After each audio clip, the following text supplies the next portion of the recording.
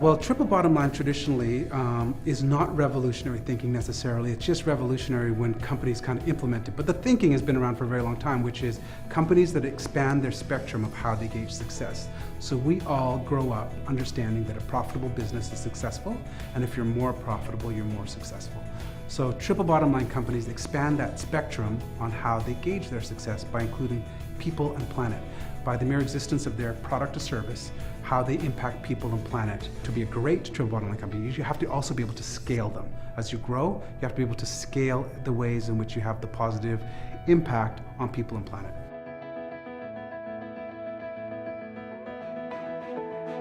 My challenge is I have employees in 100 countries around the world. 50% of them I might never meet in their entire careers with me.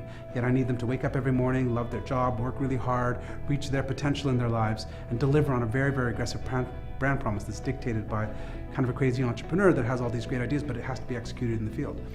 So, all of those passion and purpose becomes a really important engagement tool for us.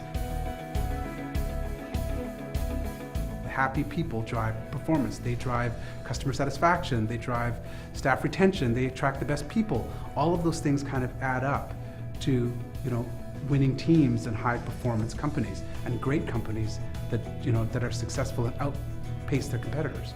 It's about loving what you do and integrating what you do into your purpose in life and being passionate about what you do.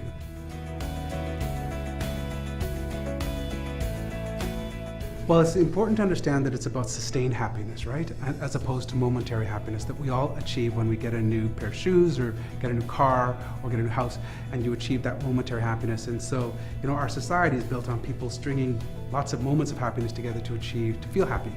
But sustained happiness is driven by 4 pillars that, as I started studying, are directly related to how businesses should be run. And in terms of leadership, you have to give people that opportunity to grow and develop. If they work hard and they have opportunities to learn and they grow, that's the first kind of order of business.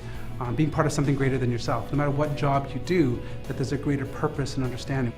Freedom, creating an environment where people can think freely, can have some decisions on how they want to work. And also make mistakes. Connectedness is the last one. That you have to be connected to the product, to the people, to your team, creating that connectedness. And there's no greater time in the world than right now. Social media is a live example of how connectedness is important to people's lives.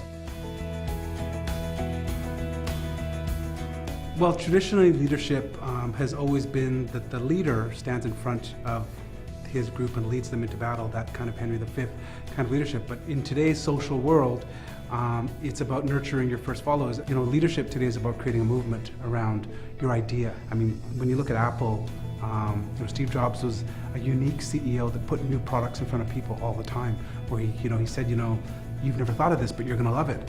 Those kind of CEOs that innovate and create and change industries have to nurture their first followers.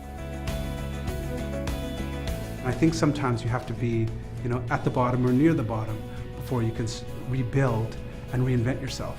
And entrepreneurs in general sometimes need to understand their weaknesses more than their strengths.